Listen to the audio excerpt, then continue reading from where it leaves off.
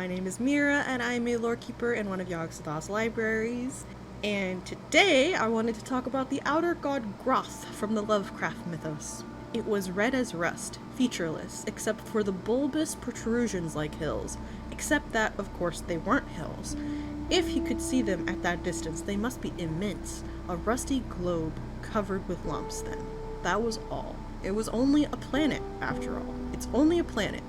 But the surface of a planet doesn't crack. It doesn't roll back like that. It doesn't peel back for thousands of miles so you can see what's underneath, pale and glistening.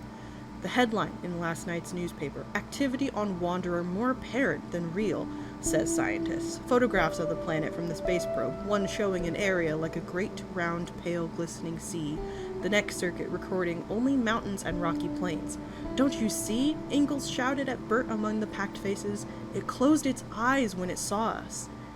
Neither of them felt the earth begin to shift. Ghroth first appears in the 1976 short story The Tugging, written by Ramsey Campbell.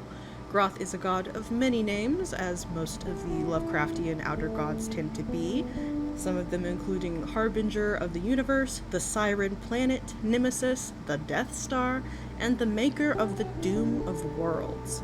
It is easily one of my favorite entities in the Lovecraft mythos. Something about living sentient planets just intrigues me. In fact, I wonder if the Dead Space team was inspired indirectly or directly by Ramsey Campbell's work at all in The Tugging when they made the Brethren moons. Anyway, the planet god is described as appearing like a moon the color of rust, not unlike Mars perhaps, made of molten iron ash gases with vast seas beneath its crust. The crust can split open to reveal a giant eye formed by these oceans, though it usually closes the giant rift to appear as a normal moon. All across the surface are fault lines, almost giving it the appearance of having wrinkles. Ghroth's origin is unknown, though it is speculated that it could have been spawned from Azathoth himself. It resides in deep space and wanders the universe, destroying planets and singing its siren song. The song is called the Music of the Spheres, and is said to awaken any fellow outer gods or great old ones that may be slumbering on any nearby planets. Ghroth also has just straight-up destroyed worlds before, Shagai or Choghai, the home of the race of insect-like Shan, being one of them. In this particular instance, it appears that it used vast amounts of radiation to do so. When Ghroth drifts close enough to a world, that world will begin to experience more frequent and extreme natural disasters. For example, huge tsunamis, earthquakes, volcanoes erupting violently, tides completely changing, and massive storms. So you do not want Ghroth to be coming towards your planet. It is not a good thing.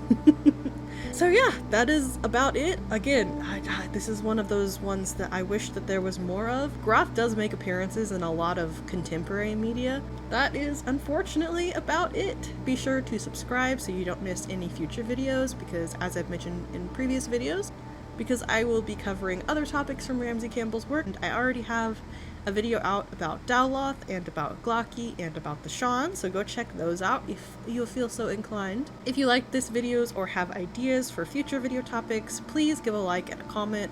Thank you all so much for watching, and as always, thank you to my channel members. May Yah grant them the knowledge they seek, and I hope to see y'all next time here in the library.